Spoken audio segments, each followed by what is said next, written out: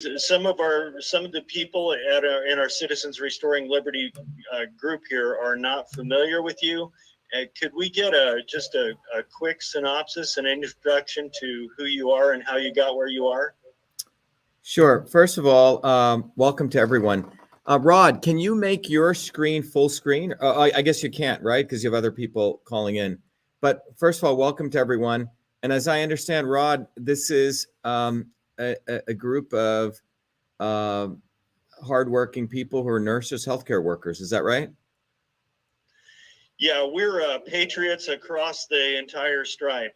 We do have some nurses, we have some teachers, we have some school board members, and we also have, people like Scott and me, just regular Joes. Well, welcome everyone. My name is Dr.SHIVA Ayadure. Let me just give you a little bit of background. I'm actually based here in Massachusetts, in Cambridge, and my background goes back to I grew up in New Jersey when I was 7 years old. I came here from India, but some of you may know India has a very, very interesting system called a caste system, and you won't find a lot of Indians like me here. Meaning, my parents and I were quite fortunate to come here. India has this deplorable caste system where your birth determines what you're supposed to do for the rest of your life. So the fact that my parents made it out of India is quite extraordinary. It speaks to a lot about their resilience and who they were. My dad had grown up in war-torn Burma. My mother was a woman in the 1940s at a time when women weren't even supposed to get educated. So both of them were quite extraordinary people. So we came here when I was 7 years old, and I grew up in the working class neighborhoods of New Jersey. By the time I was 14, I had ended up I was not only, reasonably good at math and science, but I was also played baseball and mowed lawns like your typical American kid. But by the time I was 14, I started working full-time as a research fellow at what is now known as Rutgers University as a medical researcher. I had the year before had gone to New York University as a 14-year-old kid. This is the 1970s when computers were just coming.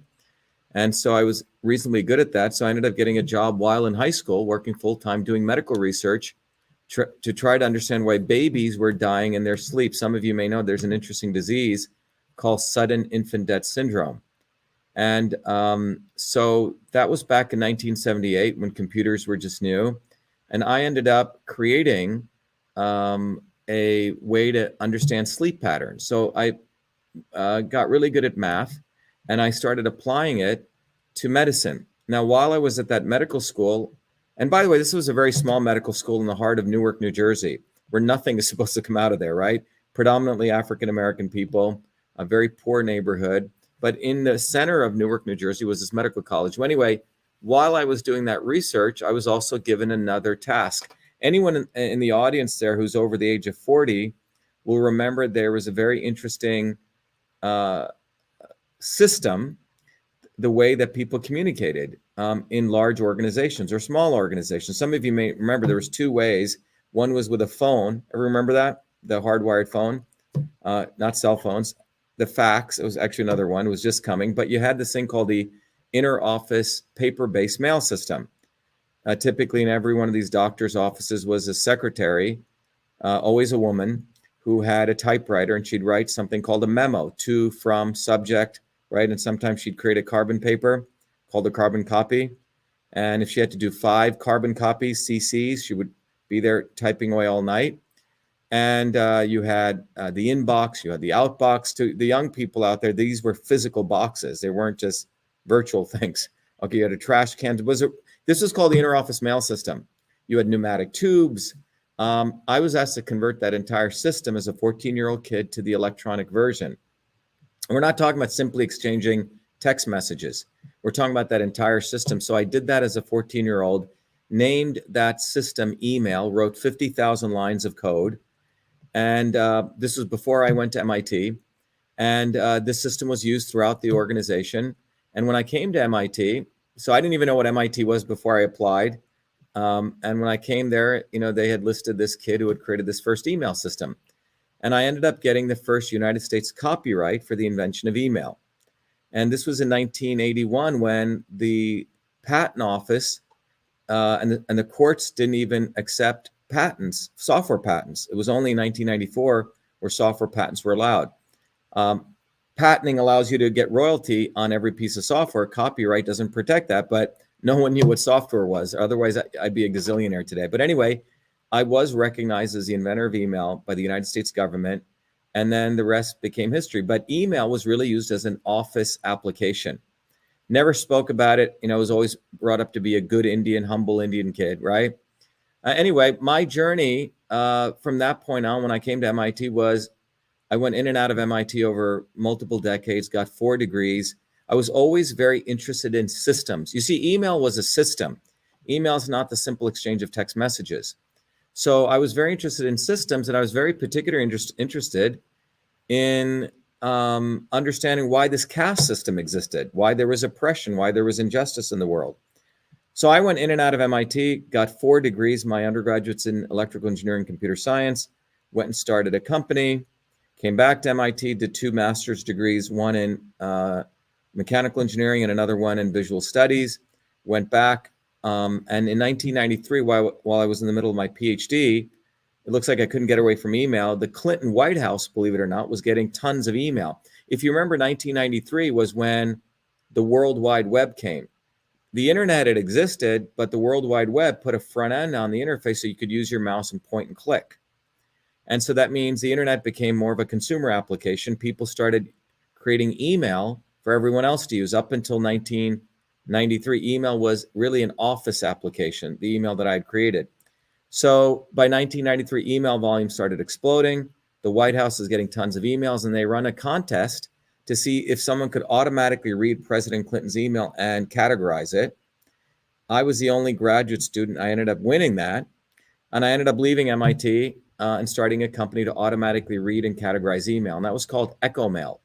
So what we call pattern recognition.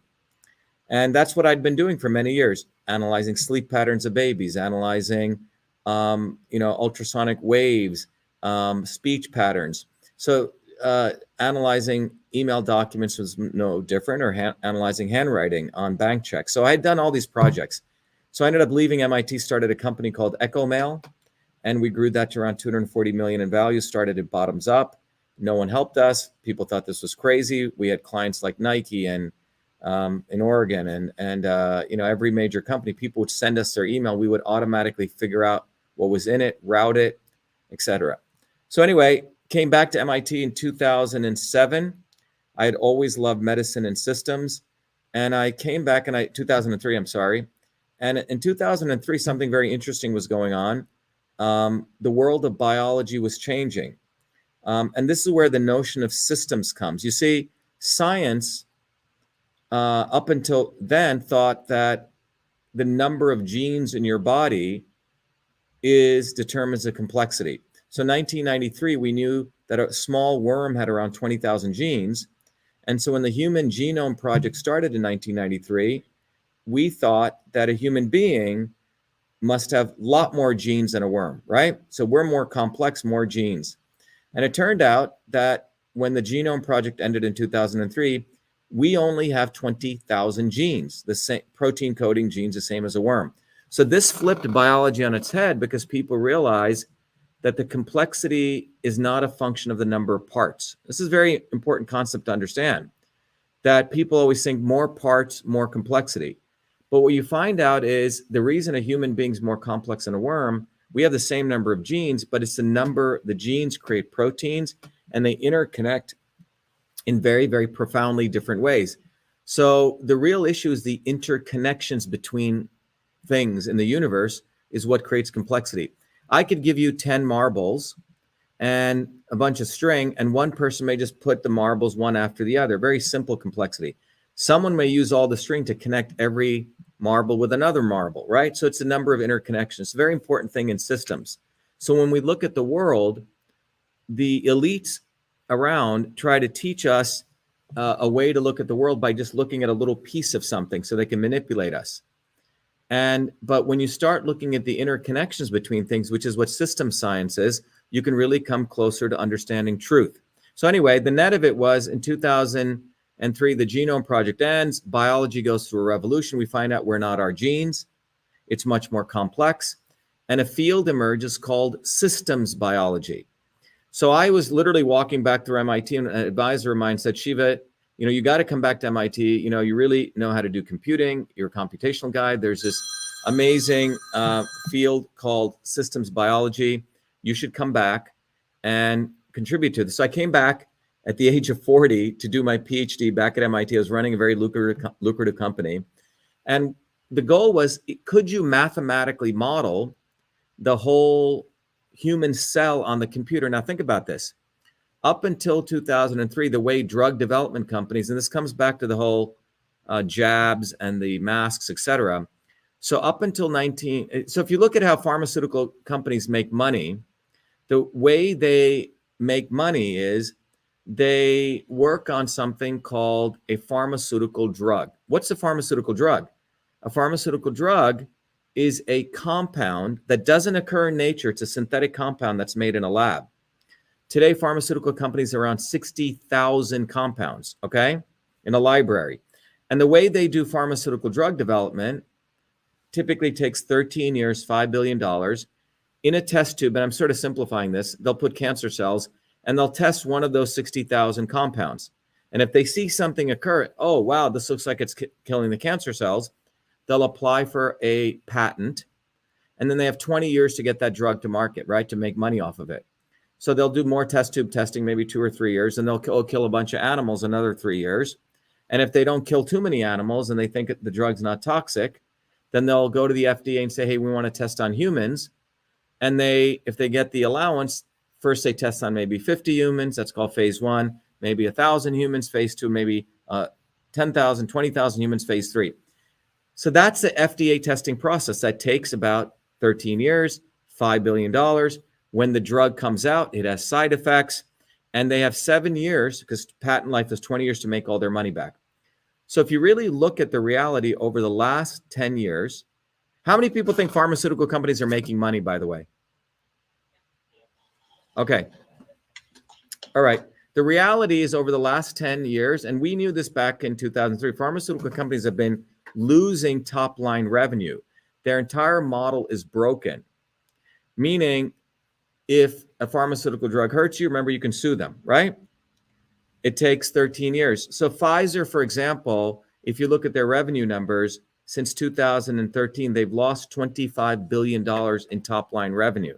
Let me repeat that. They made about 67 billion in 2012-13, and they made about 40 billion in 2020. They've lost close to $25 billion in top line revenue, okay? The news doesn't talk about this.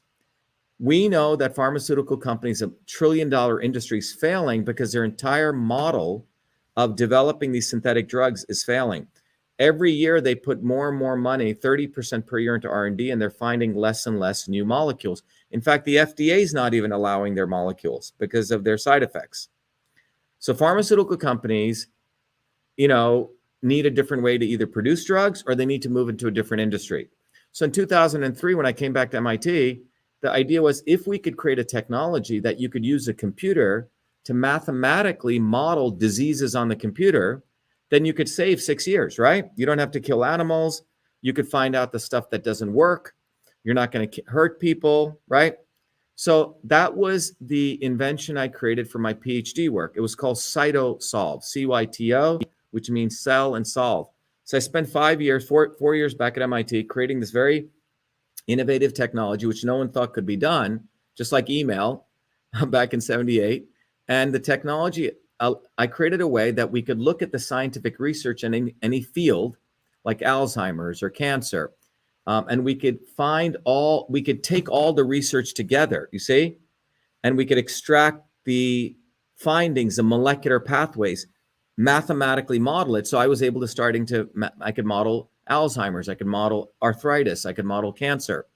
In fact, in 2012, as a proof of concept, we used this technology to model pancreatic cancer. We went through all the, generic drugs for cancer out there, and we did combinations, and we found a combination without killing animals on the computer that did better than the leading drug, and we actually got it allowed by the FDA. And I just did this as a test to show the power of this technology. And I thought pharma would embrace this, But frankly, they don't want to embrace anything new because they actually make a lot of money by doing things in a dinosaur way, right? The stock market rewards them phase 1, phase 2, phase 3. Anyway, so that was my journey. And what I do today is using CytoSolve. I go back to my roots. My grandmother was a traditional healer using traditional medicines.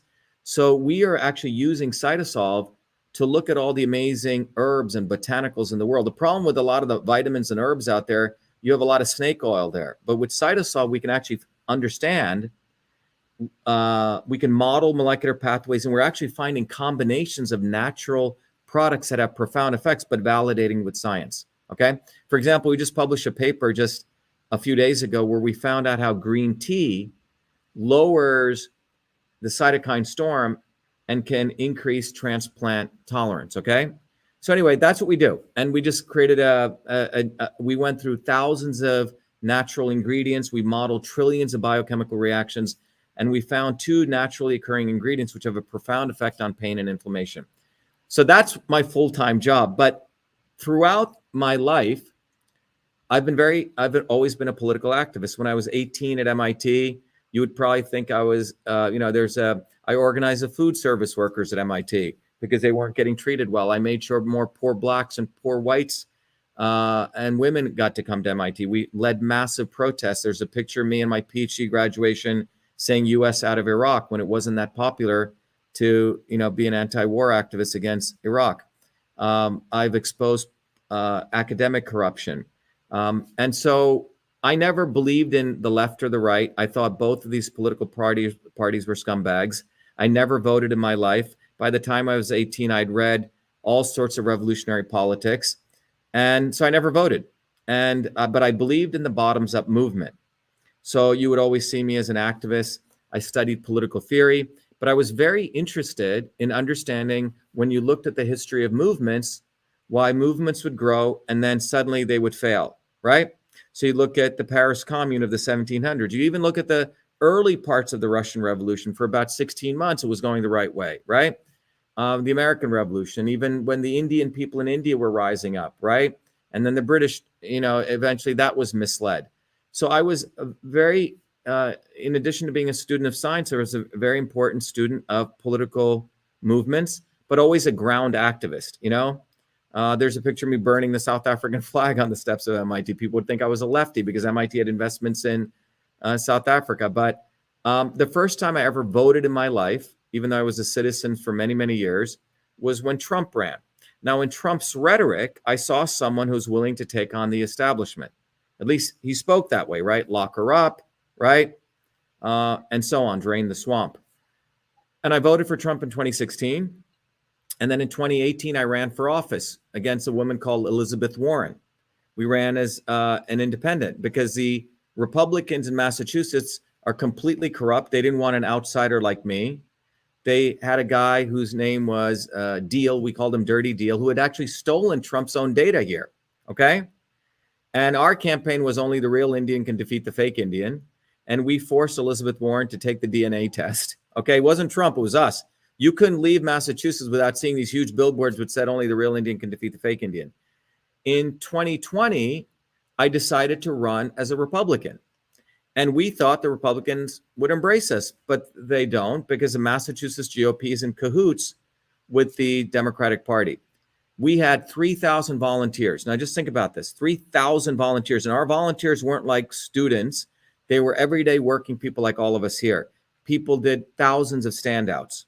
We had 20,000 lawn signs, 10,000 bumper stickers, huge billboard signs. We raised $2 million, $5, $10. Some of you may have even donated all over the country. And this was in the Republican primary on September 1st, 2020. I mean, we were campaigning everywhere. The Republican establishment had found some fool to run against us. No one even knew this guy. In fact, his website was Cock for Senate. That's how good his branding was. Literally, KOC for Senate. We were everywhere. You couldn't leave Massachusetts without knowing who Dr.SHIVA was. So the word on the street was landslide everywhere. So on September 1st, 2020, the results are coming in. One of the counties in Massachusetts is called Franklin County. where all the votes, primarily most of the votes, or if not all of them, are hand-counted paper ballots. Well, we win there, all white working class neighborhood. Everyone loved our campaign. We win by 10 points. In every other county which had machine counted votes, we lose 60-40, 60-40, 60-40, 60-40, 60-40, 60-40, and so on. Okay? Now, I never believed election fraud took place in the United States. I only thought that took place in third world countries, right?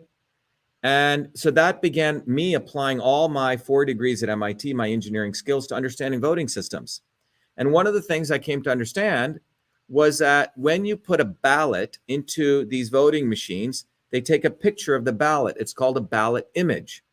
And then the machine looks for the dots on that. According to a law that was passed nearly 50 years ago, 52 USC 20701, which, by the way, encourages audits, okay? Which it says it's good. An American will do audits. But for 22 months after an election, the ballot images are supposed to be saved, okay? For auditing. So I write, now you have to understand, I had probably about 2 million followers across Facebook, Instagram, Twitter, probably about 400,000 followers on Twitter. So I sent a letter to the state election director of Mass. In fact, we went there to her office with a camera and we said, we would like the ballot images. The election official says, what are you talking about? He goes, we turned that feature off. We don't have those ballot images. So we issue a formal public records request. And 10 days later, in a series of email interactions, the state election director, her name is Michelle Tassinari, she responds back and she says, we don't have to save ballot images by Massachusetts law. Remember, I'm running for U.S. Senate federal office. I said, please show me the statute. She doesn't answer that, diverts it to some other issue. And I said, you violated federal law. This entire election is null and void. Those 4 emails, 2 of mine, 2 of hers, I put up on Twitter. They go viral, okay? I said, Massachusetts deleted ballots-ballot images, okay? Well, within days of putting that up was September 24th. 1 day later, I'm thrown off Twitter. Now, remember, we had moved our campaign from a primary campaign. We had so much support, we said we'll do a write-in campaign. So we're bona fide candidates. In fact, our campaign slogan, starting September 25th, was Stop Election Fraud. We put out nearly 2 million flyers. That's how strong our ground base was. I mean, amazing people, bottoms up. Trump never helped us. The Massachusetts GOP never helped us. No one helped us, okay? Because we had our own independent base among people who really love this country. So here I'm thrown off Twitter, which is the platform for political office, and a very fake news organization which does fact checking, and you can look them up, called Lead Stories, does a hit job on me. They say Dr. Shiva's lying, ballots weren't deleted. I never said ballots, I said ballot images. And in that article, they said they had communicated to the Secretary of State of Massachusetts, and they had said they had contacted Twitter to throw me off. Let me repeat that again. The government of Massachusetts had contacted Twitter to tell them to throw off a U.S. Senate candidate off their platform, okay? This is the grossest violation of the First Amendment, right? The First Amendment, the highest form of protection was for political speech. I have every right to criticize a government official. In fact, our campaign was against election fraud. So anyway, I've tried to find a lawyer in Massachusetts who take it on. We couldn't find anyone. I had to file the lawsuit myself. Pro se, it's called. The judge decided to hear our lawsuit, which was a first big victory. No one picked it up. You know, we know Tucker Carlson, he didn't pick it up. So I go into court, it's me against 3 lawyers, and the judge had me read case law called, a very famous law called the Blum test, where I had to prove that the government, that Twitter was acting as a state actor. When they took instructions from the government, they became a part of the state. You follow? It's a very interesting area of law. So I proved that. I argued that it was supposed to be a 20-minute hearing. It ended up going for 4 hours. And in that lawsuit, what we uncovered was the young social media director, cross-examination, she blurts out to us that when when I put up those 4 tweets or those 4 emails, the state election director told her to contact Twitter through a special portal. Okay. And the judge said, what do you mean? She goes, we have a partnership with Twitter. We have a trusted Twitter partnership. That means the government has VVIP access to Twitter. And he goes, what are you talking about? So the government used their special portal access, which was set up in 2018, and I'll get more into this, to contact Twitter. Okay? And then we find out the state election director, Michelle Tassinari, who I was criticizing, a government official, which I have every right to do, which you have every right to do. That's why we broke away from the monarchy, right? So we could critique our government. She had also contacted another organization. Everyone should remember this acronym, NASED, National Association of State Election Directors. The organization, which is the one which figures out if voting machines should be certified or not. And it's an association of all 50 state election directors who also have a Twitter partnership. So she also contacted them, and she was supposed to be their president that year. They also contacted Twitter. So not only did the government of Massachusetts call, but the force of the state election directors of 50 governments to throw off a U.S. Senate candidate in the middle of his election. The judge was appalled. He gave me all the terms of my preliminary injunction. He said, A, you cannot do this anymore. You cannot contact Twitter. If you have a problem with Dr. Shiva, you go on Twitter and argue it out. He said, I don't know if you know, that's called the First Amendment. Okay? Anyway, I'm back on Twitter after the election's over, November 4th. And between November 4th and February 1, I'm tweeting away on all sorts of issues, on my displeasure with the jab, right? Displeasure with the mask mandates. But on February 1st of 2021, I once again shared those 4 emails. And within 17 minutes, I'm thrown off Twitter for good. So we went back into court again. We told the judge, Your Honor, when they took me off Twitter the first time, they had put in the algorithms. So anytime I critiqued the state election director, I'd be thrown off. Anyway, the end result of that was the judge said, I want you to bring Twitter into my lawsuit, into the courtroom. So now on May 20th, it was me against, no lawyer wanted to take this on, me against 7 lawyers. 3 from Twitter, 3 from the government, and 1 from NASED. The night before that lawsuit, I wish I had the documents here, we discovered playbooks, and everyone should listen to this. These playbooks, John is going to bring it, were documents that were created at Harvard in 2018, and I had found it the night before. They were documents which originally, the theory was laid down in England, and then tested in India and Australia, and then in Taiwan. It was a Twitter partnership where government has a partnership with Twitter, with social media companies. And what we discovered was in 2018 at Harvard, Belfer School of Defending Democracy, a project who's headed by Robbie Mook, who's Hillary Clinton's former, former campaign manager, and also a rhino from Romney's campaign. Both of them had gotten together and they created this Defending Democracy project, a very Orwellian term. And they had decided that they needed to censor Americans. And they created 2 playbooks. One of them is called the Election Influence Operations Guide for State and Local Officials. And this playbook, it'll freak the hell out of you. It lays out step by step how you identify an American citizen who's a threat, how you put their severity, how you will monitor them, surveil them, and how you will throw them off Twitter, okay? And John just got me. It's in this, and you can find it, and we've exposed it. And here's one of the playbooks, okay? It's called the Election Influence Operations Playbook for State and Local Officials. And what this playbook has right up front, it says someone is an enemy of the state if they say that an election official is corrupt, quote unquote. That's what it says in there. If you say an election official is corrupt, that is grounds for you to be seen as an influence operator. It's the CIA stuff.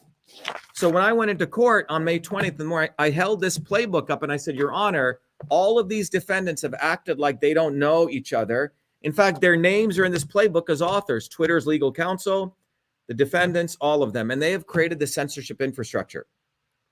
The next day, the judge comes into office because he spent all day reading this. And he said, this lawsuit will go down in history as a law school case that will be taught in every constitutional class. Again, no press picked up on our lawsuit. Trump didn't help us. Obviously, the Democrats didn't, right? We were fighting the real historic lawsuit here. And eventually the judge said, would you like a lawyer? You've done all this on your own. The net of it was we took on a lawyer, and then we discovered another document which said that I was being surveillanced since June of 2020, along with 6 other people who were considered the most important threats, because here's an MIT PhD credit. The way they said you were a threat was high credibility, high engagement, and high volume. So I fit that perfectly, right?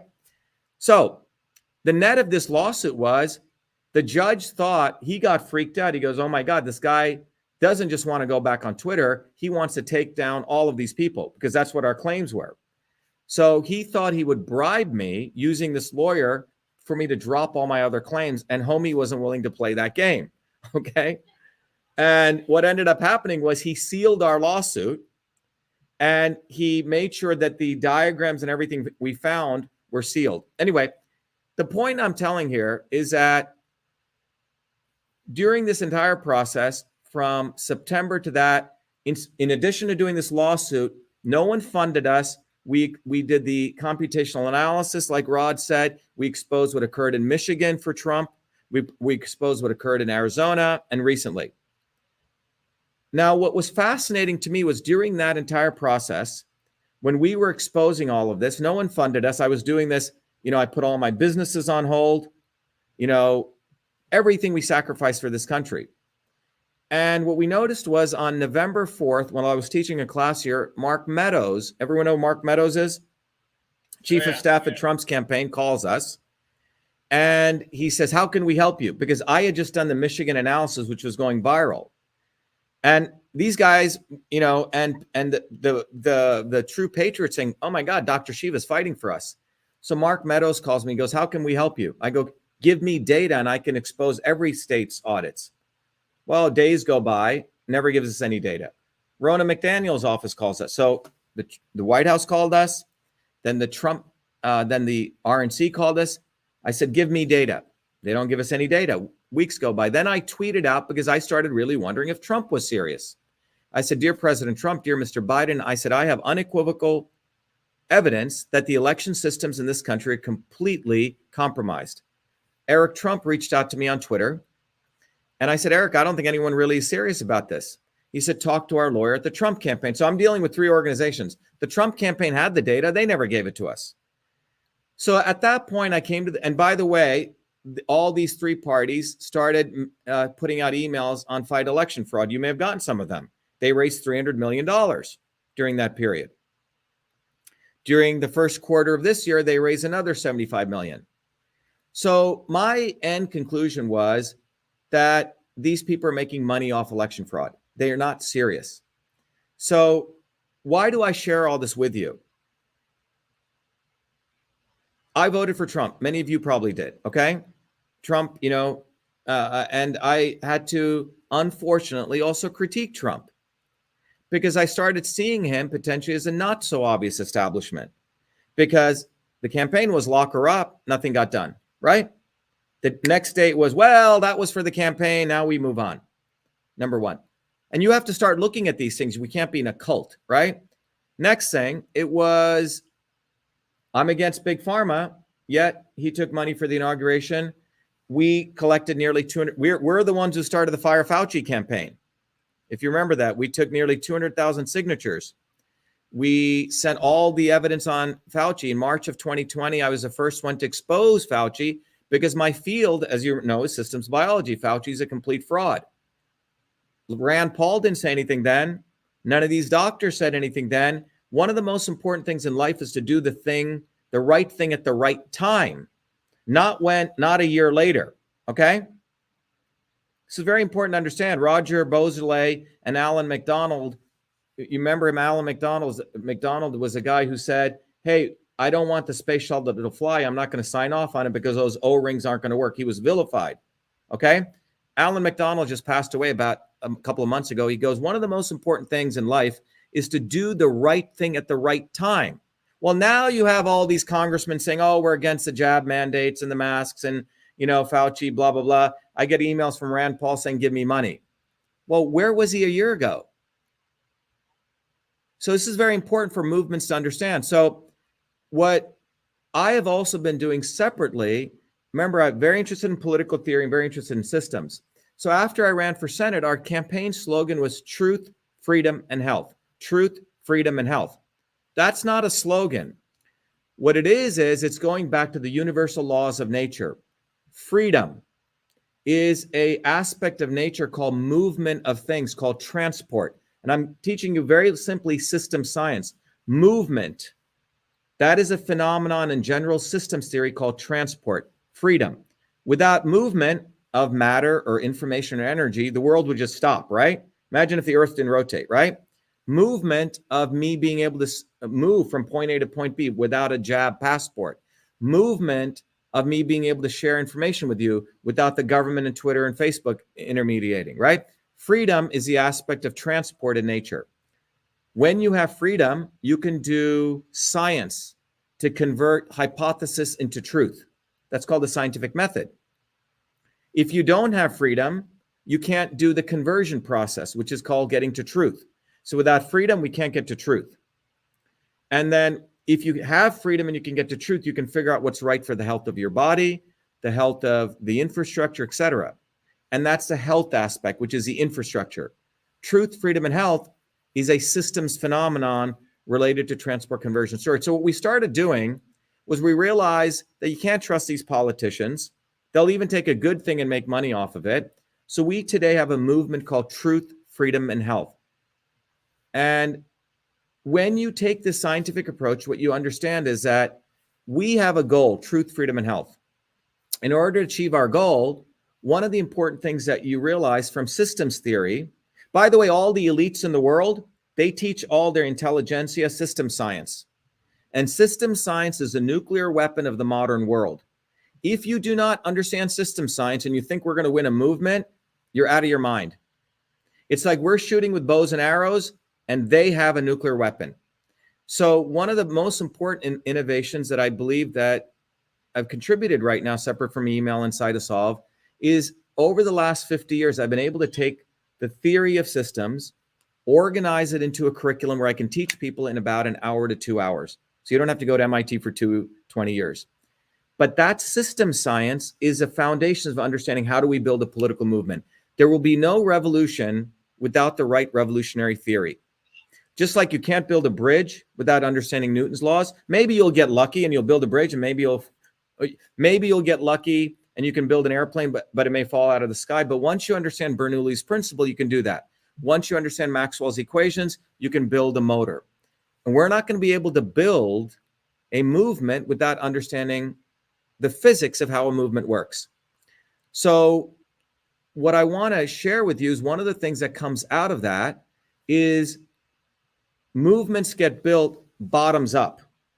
No movement in the history of human beings fighting for their freedom has ever emerged top down from a politician, etc.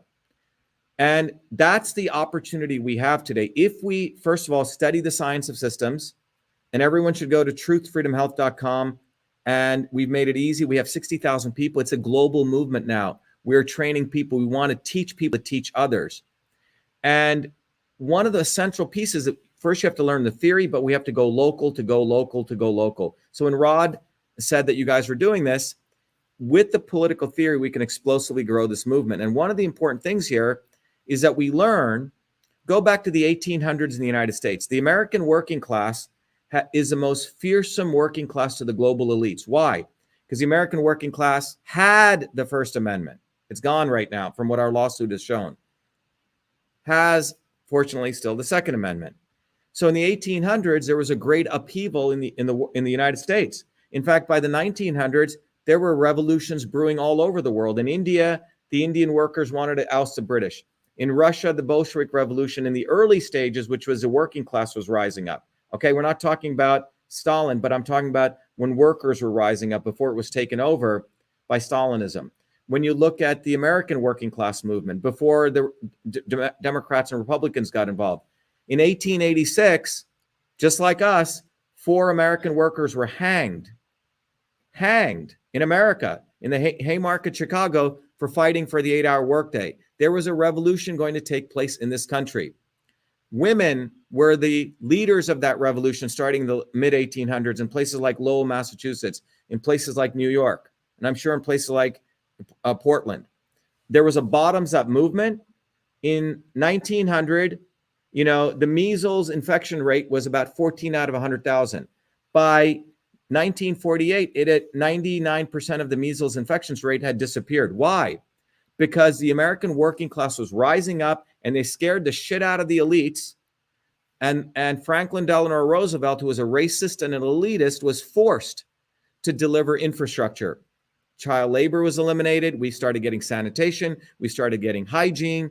We started getting the 8-hour workday, and water systems were built. That didn't occur by Democrats or Republicans. It was out of working people striking, building bottoms-up trade unions. And that scared the shit out of the elites. So the growth of anything that occurred in America between 1940 to 1980 was the American pie grew during that period. Why? Because the American working class was fierce. Nearly 100 million people struck, and we nearly had 11,000 strikes. Bottoms up. But in 1950, the right wing and the quote-unquote Republicans colluded with the Democrats. They wanted to make sure a bottoms-up movement would never occur again. They never wanted working people organizing independently of the establishment parties. So they started creating the McCarthy era, and you have to listen to this. So they created the Red Scare. If you said workers unite, you must be a Marxist and a communist and from Russia.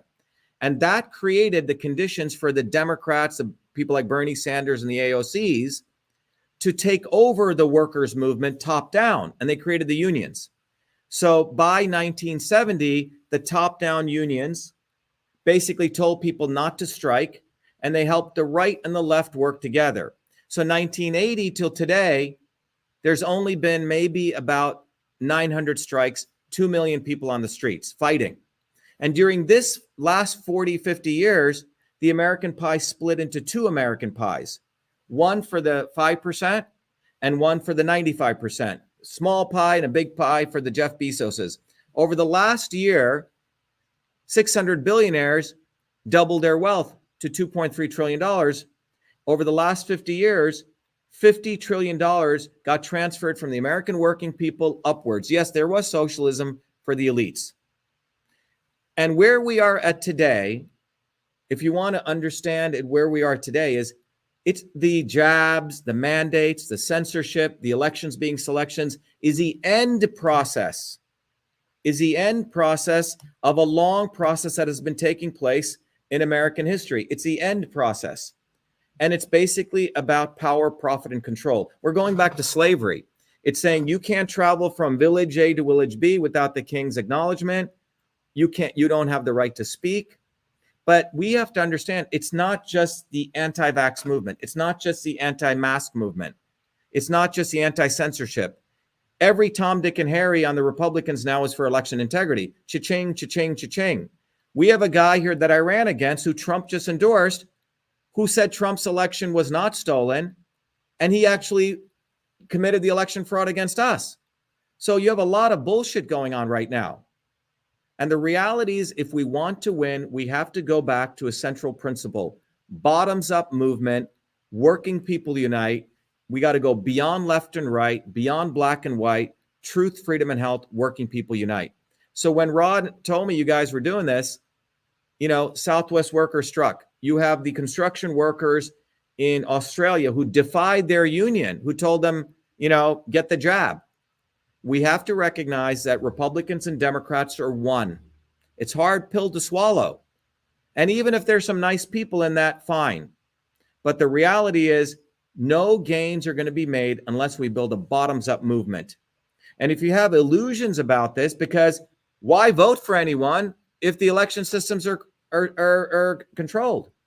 The issues that we're facing today are fundamental issues. Censorship, complete slavery of people telling how they can move, what they have to wear, and then fundamentally these election systems. The solutions to this are not going to come from elections. They're not going to come from lawsuits. They're not.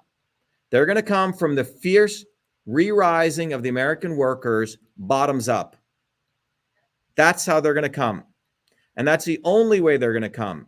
And we have to, no matter what these politicians say, look, I've been involved in the middle of the Arizona audit. You know, I'll help these guys. I'll do the analysis. But I've seen the gamesmanship, you know? Will the attorney general do something? Hopefully he will. But he's also looking at, he's got to watch which way the wind blows. We don't have 20 years, 30 years, 40 years. The way that history gets accelerated is through revolutionary bottoms-up movements of when we flex our muscles. Look, if the nurses strike tomorrow, they're not going to be able to get enough people. If the American truckers, forget the AFL-CIO and the Teamsters, that's only 15% of the truckers. 85% of the truckers in the United States are small businesses. So we need to get the political theory straight. Without the right political theory, it's like if you hit a ball and you're off by 2 degrees, it's going to go 200 yards off. So I guess I can't overemphasize, as someone who came from the caste system. Look, in India, everyone thinks Gandhi was a great guy. Gandhi was a scumbag. Okay? In 1920s, the Indian workers wanted to rise up and have a good revolution.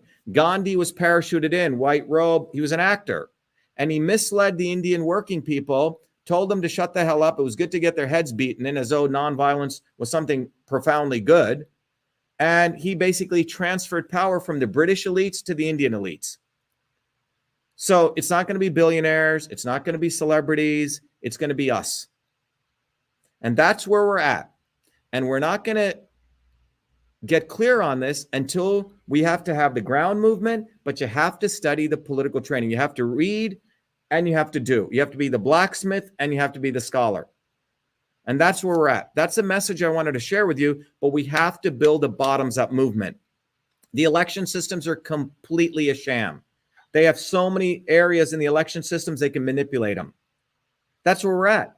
These election systems, I mean, I knew more as an 18-year-old kid than I knew as a 50-year-old running for Senate. They're completely rigged. We won that election in Massachusetts, and you have these contradictions. And it's only going to be us who's going to do it. So I encourage everyone, we have a lot of truth, freedom, and health people in Massachusetts, but one person who understands political theory well is equivalent to an army of 1 million. You could have 1 million people on the streets, but they could be misled. That's what happened with the civil rights movement. The Kennedys brought in Martin Luther King. They controlled him. Okay? The not so obvious establishment is the biggest killer. And the sooner we learn that, we will have an explosive movement that'll change the world fast. But there's always been the establishment and the not so obvious establishment. In the quote unquote anti-vaccine movement, it's been Robert Kennedy. Complete not so obvious establishment. When I got into the medical freedom movement, I found out he endorsed Hillary Clinton 3 times. Hillary Clinton is pro-vaccine. Hillary Clinton's pro-Monsanto. And he says, well, she's a Democrat. They always want to do backroom deals. They do not want to build a bottoms-up movement. And that's where we're at. And that's the wisdom we need. If we want to win, if we want to lose, we follow politicians, follow Republican or Democrat. It's the recipe for failure. We got to build a bottoms-up movement. We have to honor those working people of the 1800s. We have to honor the working people all over the world.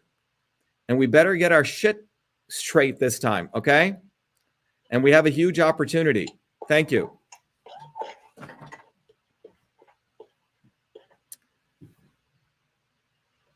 What's that? Oh, you, everyone? Dr. Shiva, we have a saying here in Citizens Restoring Liberty, and we didn't invent it here, but we picked it up. And it is, we are the leaders that we've been waiting for. So be the leader. Exactly. Yep. That's the issue is we want to be catalysts ultimately, because what we tell people in the Truth, Freedom, and Health is learn this and you got to go neighbor to neighbor. So what we've done, which can support what you're doing, is, fortunately, 2002, I have a building here in Cambridge. I built my own data center. So everything we're building is in our data center. We don't put anything on Amazon. It's all hosted here. So we've created the educational model. We've created where leaders can have their own private YouTube channels here. And then more importantly, we're teaching people how to go on the ground, on the ground, on the ground. And I think it's the only way to win. It's not sexy. It's not like, you know, you're hanging out with the Kardashians, right? But you go on the ground, neighbor to neighbor. That's how we're going to win. We're not going to win top down voting for these fools, left or right. I don't care how good they sound. Yeah, absolutely. I often said that there is no revolution that's not a natural revolution, and it sounds like the bottoms-up movement. And I just want to say that I'm absolutely stunned by your intellect combined with your sense of humor and also your common sense. And I think it is going to be a grassroots bottoms-up movement led by a leader named Dr.SHIVA 2024 for president. Well, listen, I can't run for president, right? But we don't need to run for president. You know, we need to build a movement. By the way, I just want to let all of you know, we have about, I'm also putting this out, we have close to 1,200 people worldwide watching this concurrently. But we have leaders and catalysts now in Australia, in New Zealand, in Japan. And so we can connect all of these people. But if I were to beg you guys for one thing, please learn political theory. Come on Monday evenings, come as many. But if we can get people really understanding this and making sure that we can never allow the not so obvious establishment scumbags ever in our movements. They're the ones who mislead us. Every move, and the good news is typically there's been the establishment and the controlled opposition. But our movement now exists to expose that. And that hasn't occurred typically in history. Typically people get screwed over and they go, oh my God, we got screwed over by blah, blah, blah, right? And the establishment is very, very clever to find the not so obvious establishment. In the civil rights movement, it was Martin Luther King. In the Indian movement, it was Mahatma Gandhi, right? And the left and the right now are playing with Bernie Sanders. And I would argue, and I've been, Trump, has supported what I do, et cetera. But, he better get his shit together, okay? Because he surrounds himself with a bunch of fools, complete fools. So I've had to critique him. And we have to, because he didn't do shit to Hillary. He kept Fauci there. He did Operation Warp Speed. And you can see the video. He tells those people, I will walk with you to the Capitol. And he got in his SUV and he went the other way. You know who got locked up? People who supported him got locked up. Hillary did not get locked up. So we have to understand that it has to be us. It has to be. Yeah, absolutely. Well, it was an honor speaking to you all, but let's build this movement. We have to build it. And there's more of us than them. And look, we're the ones who do the election audits. We're the ones who do the math. We're the ones who we're the electricians. We're the engineers. We're the plumbers. We're the nurses. And we have to start honoring ourselves. Because the brainwashing that takes place on that freaking TV every day, and every time you go through the shopping malls, they put up a picture of the stupid Harry and the stupid, what's her name, idiot, Meghan, and the kings and the queens and the celebrities. This is all brainwashing to diminish our own divinity.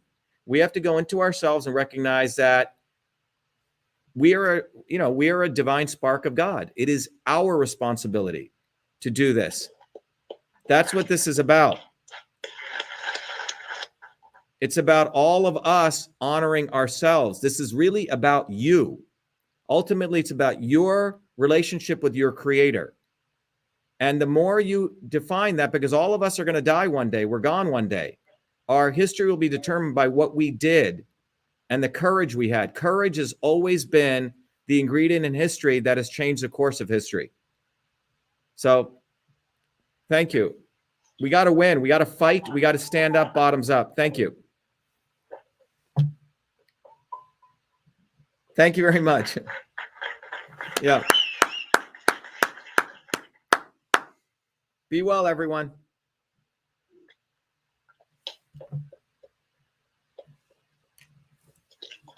What's that, John? What? Thank you. Be well. Have a good evening. Bye-bye.